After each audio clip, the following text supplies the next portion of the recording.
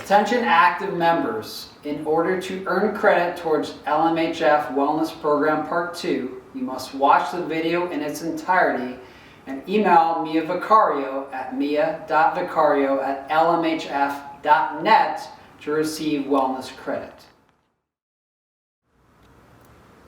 Hi everyone, this is Jared Beyer again. My presentation now is on effective workouts. There's a lot of information out there, a lot of bad information as well, but some good stuff to pick up when it comes to workouts. I've been doing this for about 28 years, so there's a lot of things I've seen come and go, a lot of fads and things.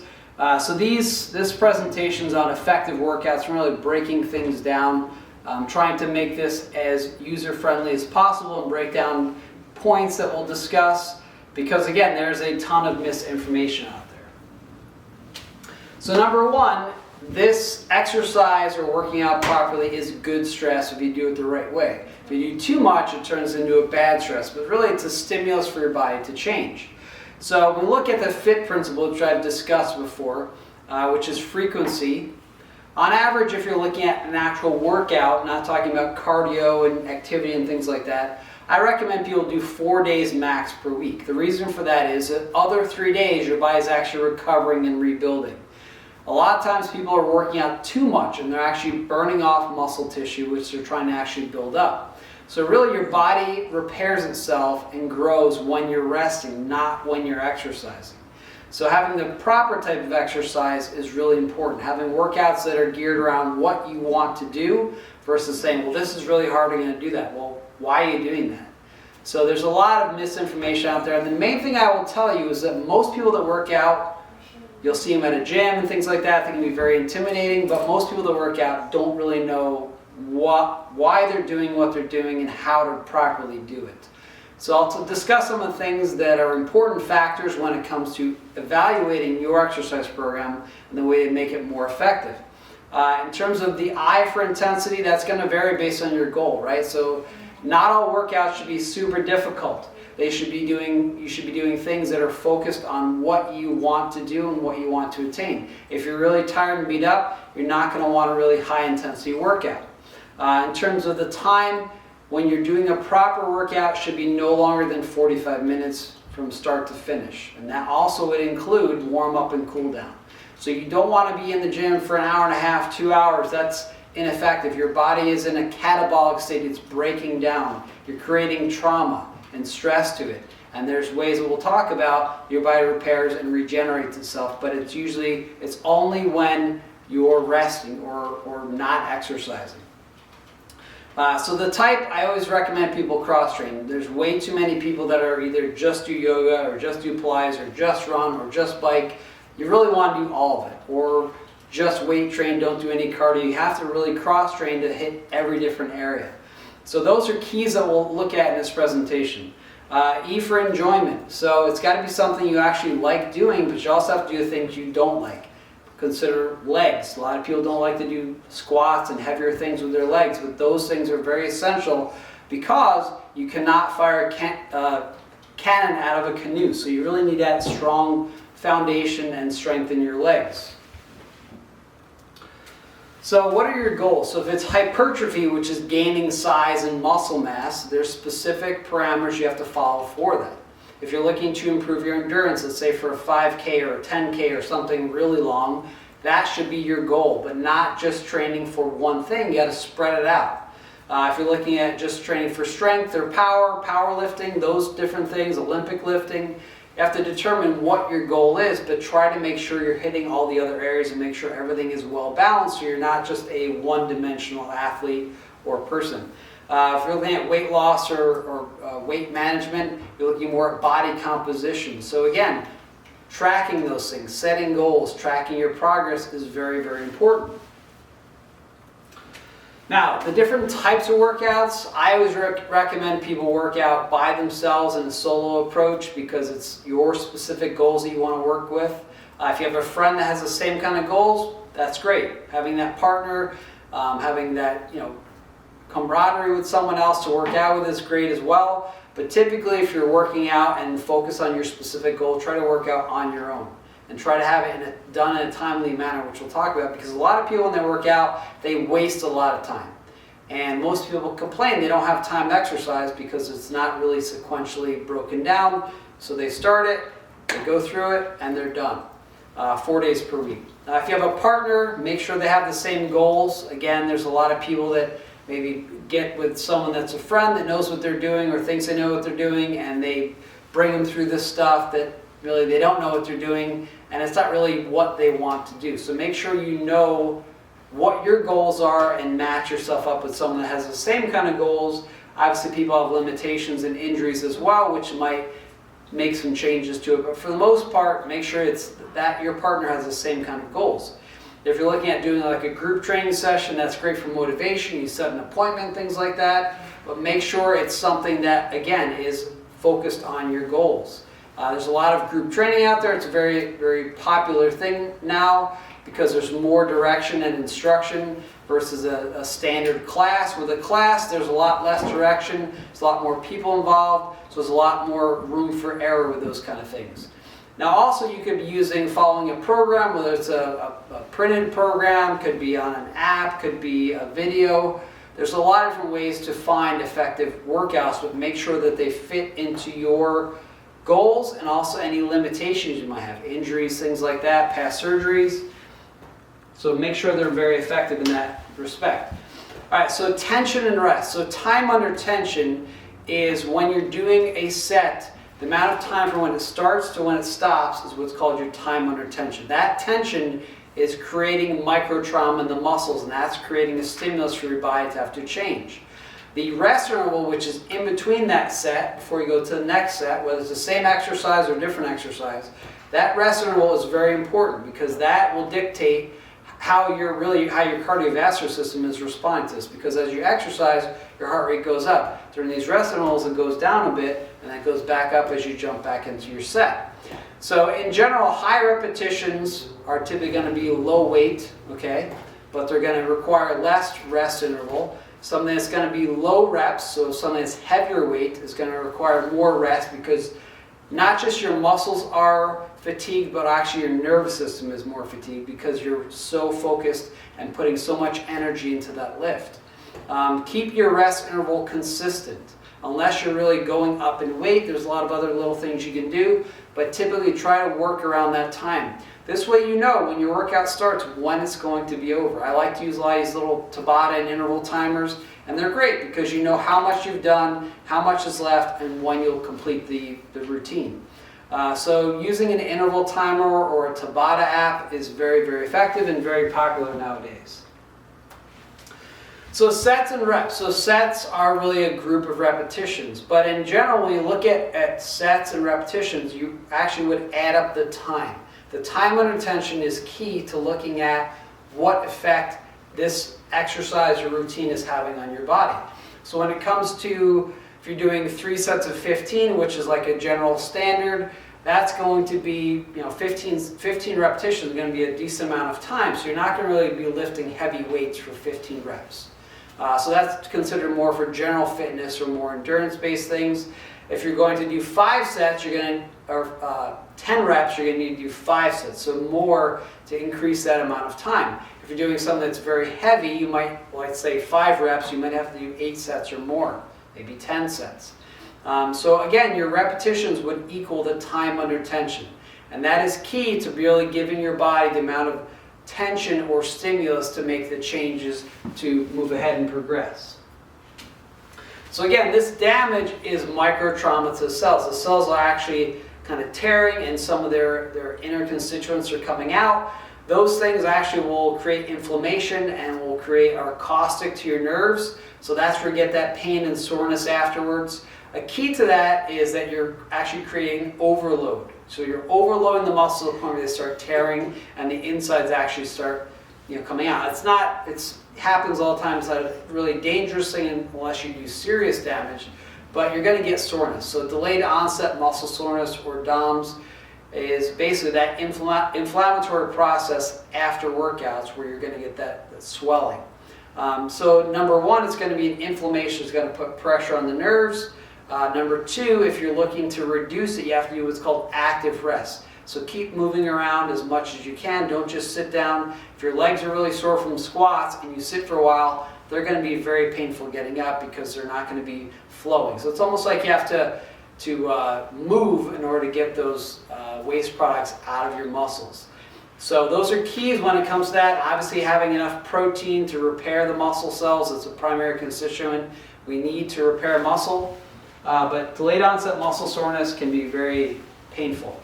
Obviously recovery is focused on rest and recovery. So proper sleep, make sure you're sleeping through the night. If you're getting into deep sleep and REM sleep, that's where your body's really repairing, especially those damaged cells. But again, focus on active rest, keep moving, don't just sit around. And also do not work sore muscles. If a muscle's really sore, by actually going and doing more exercise on the muscle, it's not recovered. It's trying to tell you that it needs more time to rest. So the active rest, where you're walking and or moving around, is helping it to recover. It's helping to flush toxins out, get nutrients into the cells, and that's what you want to be doing. So again, protein is very important to repair the damaged cells. This is the anabolic process. So the breakdown, the catabolic process, is during the workout you're actually breaking down. And the anabolic process, the rebuilding process, comes when you're eating properly, you're sleeping, and you're doing active rest to keep moving. So again, recovery is going to happen while you're at rest, not while you're exercising. So we look at resistance and weight training. Those are two separate things. So resistance training, we're talking more like resistance bands and things like that, where you actually can do different angles and things. It's not based just on gravity. We're looking at weight training, that's really just overcoming gravity. It's taking a weight from one position and moving it to another. Whatever position, if it's bench press, squat, shoulder press, whatever it is, weights are just basically pulling straight down. The difference with resistance bands is, number one, they stretch very much like a muscle, and you can get very high tension resistance bands these days. They stretch like a muscle. You can also vary the resistance during the set. So if you're using weights, you'd have to put those weights down, pick up other weights, or if you're using a barbell, you have to take some plates off. But with resistance bands, the distance from where the band is anchored to where you're at, if you want less resistance, you step forward. So if you're doing, let's say, 15 repetitions and you're at 10 and it's getting tough, step forward, you can complete those last 5 without having to stop. If you're at 10 and it's not very tough, you can step back and get more resistance for those last 5 reps. So they're very versatile in that respect, and they are very much like muscle in that they shorten and lengthen, very much like our muscles. So 2 different things, and you need to do both. It's best not to just do resistance training or just do weight training. Combine them both together, and it's most effective. So again, free weights, this is basically barbells, dumbbells, kettlebells, things like that. Kettlebells are a little bit different because they're more dynamic movements and more considered functional. There's more skill required with them. Same thing with free weights versus machines, is that basically you need more skill and you need to know what you're doing to really lift free weights. Most people don't do proper full range of motion, their angles are off, they don't breathe properly when they're exercising, so there's a lot more room for error and potential injuries. So you have to be very careful. A lot of things that people do when it comes to weight training is they'll continually just increase the amount of weight they're lifting. Even if they're not lifting properly and efficiently, they'll just keep going up in weight. And typically when it comes to free weights, after let's say 20 or 25 pounds, they jump up in 5-pound increments, which is a lot if you're not really good at that previous weight. If you jump up, even with with barbells and things like that, you actually can use really small plates, even magnets and things that go up by small increments. But commonly, most people, they just increase the amount of weight they're lifting and how many repetitions. So there's a lot more to that if you're looking more at the time under tension versus rest interval. It's better to use that approach for most things, not everything, because this way you have the same amount of time, but you're focused more on the form and technique rather than how many reps you've done. So there's a lot of different pros and cons, different systems. I do like the time under tension versus rest interval much better because it keeps things going along, and you're not focused on the repetitions, you're focused on your form and technique. Okay, so for machines, if we're looking at basic circuit machines, you go to a gym and they have a chest press, a row, leg press, leg extension, leg curl, this whole series of things. Those are very antiquated machines. Whether they look nice and they're all fancy and shiny, they've been around for a long, long time. And they're actually developed by bodybuilders. So those machines are really focused on like one muscle or a couple muscles and a specific pattern. So they're very locked in. It's hard to really be bad at it because it does one movement. And some of them will actually can adjust angles and things like that. But pretty much circuit machines are pretty idiot-proof.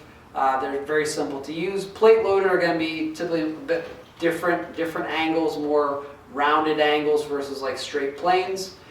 Cable machines are great. I know you guys have a nice Life Fitness cable machine there. The high, low, middle pulleys are awesome. There's a lot you can do with that. And it's much better actually to be doing like a chest press on a cable machine versus a chest press or bench press because it's non-functional. Once you're down on a bench, it's non-functional. It's only good for if you have a car on top of you, you got to push it off you. So cable machines are much more effective at that, way more number of exercises you can do with them. And there's obviously a lot of body weight things you can do. That's been a big rage, is not having equipment and trying to develop programs without any equipment at all. So pull-ups, dip stations, back extensions. So low skill needed for a lot of stuff because it's lower risk of injury if it's machines that are easier to not mess up. Okay, so there's a lot of functional tools out there, some really great ones and some that are just absolute junk. In terms of balls, when it comes to medicine balls and physio balls, medicine balls are weighted balls, some are slam balls, so you can slam them down. Physio balls are going to be like the big, Swiss balls they were sometimes called, using them for different exercise and whatnot. A lot of core stuff.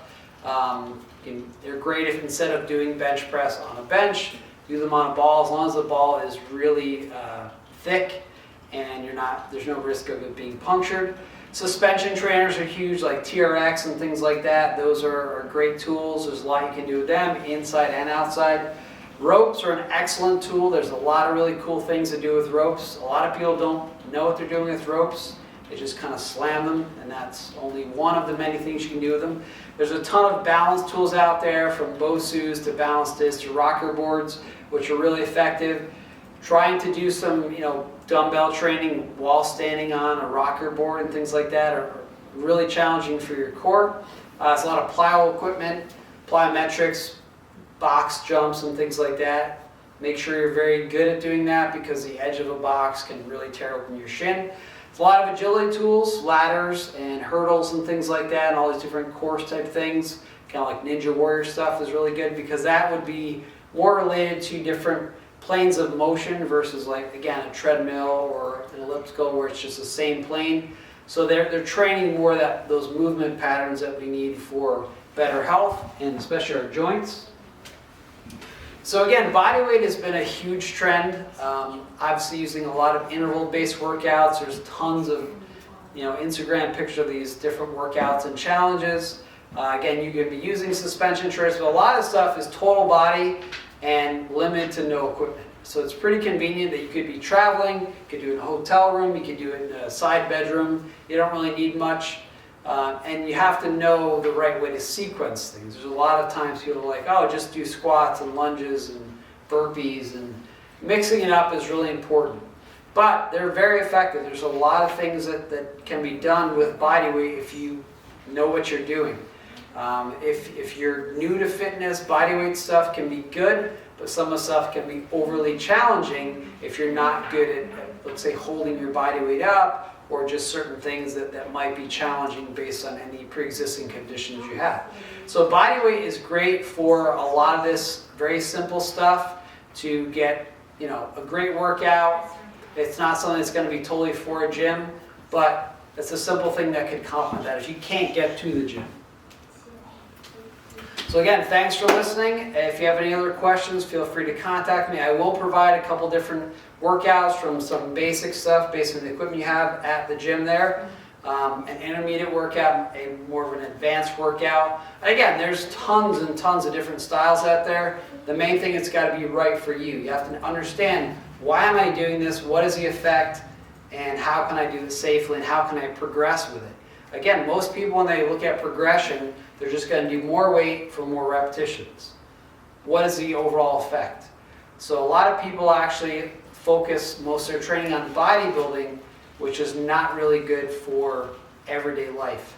You're carrying a lot of muscle around that's not good for moving, and it puts more stress on your body. So I hope you have learned some things here in this presentation, and feel free to contact me, and there will be handouts to go along with this presentation. So thank you very much and have a great day.